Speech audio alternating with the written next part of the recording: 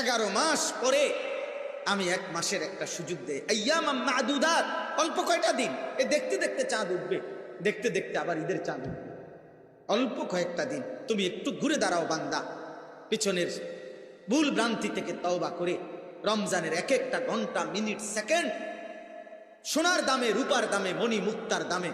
আল্লাহ যেন বলে, স্বর্ণ মণি মুক্তার চাইতো বেশি দামে আমি আল্লাহ রমজানের এক একটা সেকেন্ড আমি যেন বান্দা তোকে দিলাম। প্রতি সেকেন্ড সেকেন্ডে নেকির পাহাড় জমবে, নেকির পাহাড়। সেকেন্ড সেকেন্ড গুনাহ মাফ হবে, কোটি কোটি গুনাহ মাফ, কোটি কোটি গুনাহ মাফ।